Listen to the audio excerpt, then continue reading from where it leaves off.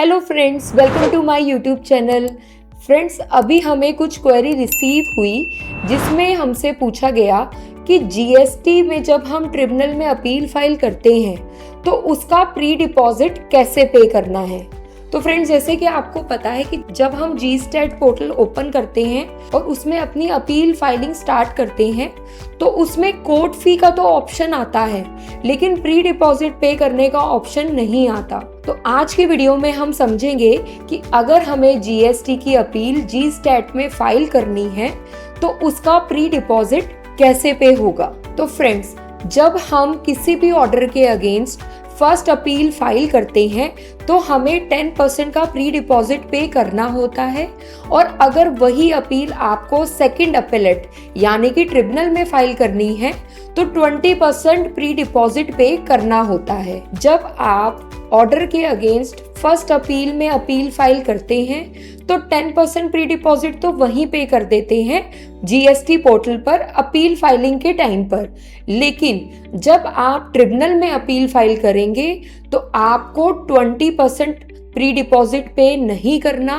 क्योंकि 10% pre deposit आप already पे कर चुके हैं फर्स्ट अपील के टाइम पे। तो सेकंड अपील के टाइम पर सिर्फ आपको बैलेंस 10% प्री डिपॉजिट पे करना है।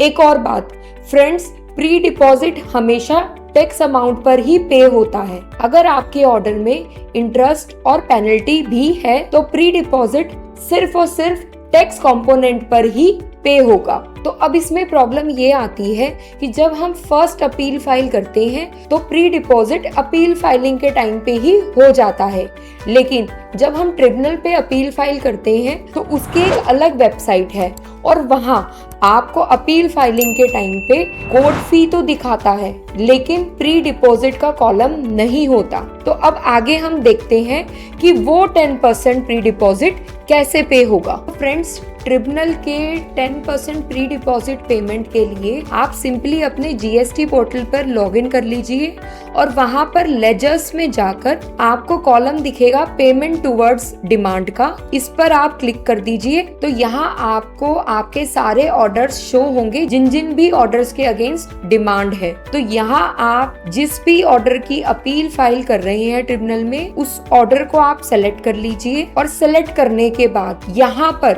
आउटस्टैंडिंग डिमांड के बाद कॉलम है amount intended to be paid. यहाँ आप टैक्स कॉलम में जितना भी डिमांड अमाउंट है उसका 10% यहाँ डाल दीजिए। तो फ्रेंड्स, हमारा यहाँ डिमांड अमाउंट है 14,24,000 का, इसका 10% हुआ 1,42,426 रुपीज। तो वो अमाउंट आप यहाँ टाइप कर देंगे, और जैसे कि आप देख रहे हैं कि हमारे पेनल्टी अमाउंट भी है, बट उस अमाउंट पर हम प्री डिपॉजिट पे नहीं करते हैं।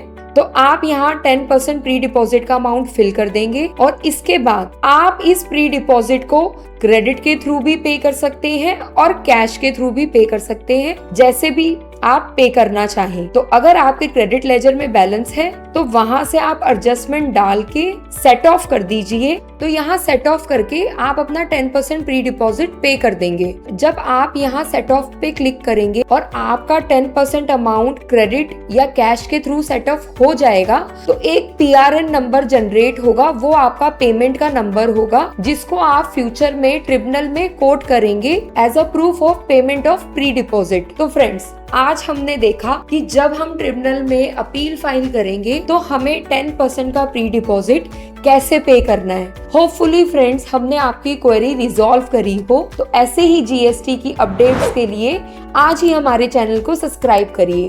Thank you friends.